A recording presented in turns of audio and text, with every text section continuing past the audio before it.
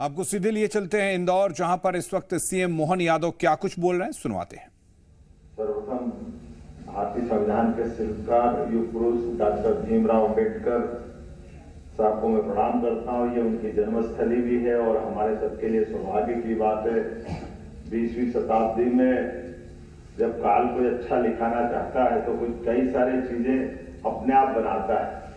हमारे देश को आजादी मिलने वाली है। आजादी के पहले से ऐसे कई महापुरुष जिनने अपने विचारों के बलबूते पर अपनी अपनी भूमिका अदा की, जैसे हमारे तमाम क्रांतिकारी महात्मा गांधी, उसी समय हमारे डॉक्टर भीमराव अम्बेडकर जी भी अपने जीवन की उस कठिनाई के बावजूद भी समाज जीवन में वो मार्गदर्शन करने के लिए आगे आए, जिसके आधार पर आज हमें इस बात का गर्व है, हमको संविधान भी मिला है और उनके द्वारा संविधान प्रदत्त सारे अधिकारों को साथ हमारे अपनी दुनिया में भारत के संविधान की एक विशेष पहचान बनी है। मैं आज के इस अवसर पर खास करके इस विश्वविद्यालय के माध्यम से जन्म स्थान को गौरवान्वित करने वाला विश्वविद्यालय, जो पीढ़ियों तक भविष्य की नई पौध को तैयार करके लोकतंत्र के संवाहक के नाते अपनी पहचान बनाएंगे।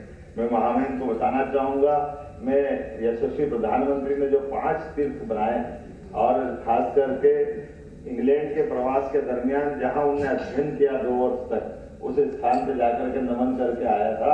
मुझे वो सारी बातों का एहसास भी है कि एक अपना देशभक्त नौजवान बाहर जाकर भी अंदर की अपनी जो मन की भाव है, उन कठिनाइयों के बावजूद भी शिक्षा दीक्षा में किसी प्रकार से कम नहीं है, लेकिन उससे आगे बढ़कर के जो सीखा है वो पूरा समाज को समर्पित करता है। शोषित, वंचित, पीड़ित, सभी प्रकार के उपेक्षित लोगों के लिए जिस प्रकार से अम्बेडकर जी ने अपना संघर्ष किया है, ये हमारे लिए गौरव की बात भी है।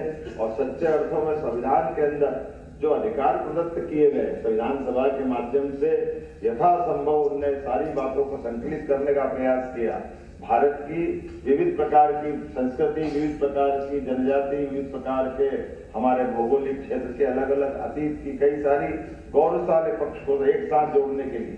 और मुझे तो आनंद तब आया जब डॉक्टर राजेंद्र प्रसाद जी ने एक प्रश्न खड़ा किया कि इसमें सारी बातें लिख आ गई है, लेकिन लिखने के बाद में कई सारी चीजें छूट गई, जिसको सांस्कृतिक हमारे सनातन संस्कृति से जोड़ेंगे। तो मुझे इस बात की प्रसन्नता है कि डॉक्टर अम्बेडकर ने उसका भी रास्ता निकाला। वो चित्रों के संयोजन से हमारे संविधान को गौरवान्वित किया है।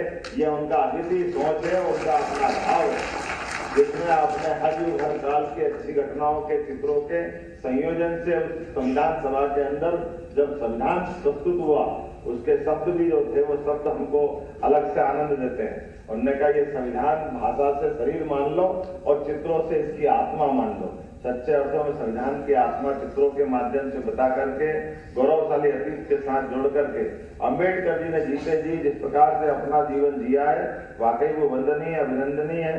हमारी सरकार कई सारे काम कर रही है। ऐसे में आपने जैसे मुझे बताया गया थोड़ी देर पहले कि विश्वविद्यालय की अपनी जब यात्रा प्रारंभ हुई, तब समय में शिक्षा मंत्री भी था, कुछ विषय उस समय खोले थे, लेकिन मुझे मालूम है कि कई सारे विषय और कई प्रकार की प्रगति की और राह हमारा इंतजार कर रही है।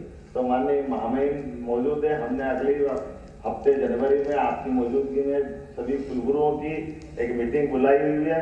माननीय महामहिम जी का पूरा मार्गदर्शन है। उनका जोर भी है कि हमारे सभी विश्वविद्यालय अपने अपने पैरों पे खड़े हो, नए प्रकार के कोर्स लाए, ताकि हमारे युवा मित्र भविष्य की राह जब वो आगे बढ़े तो उनके हाथ में न केवल स्किल हो बल्कि अपनी दिशा भी स्पष्ट हो।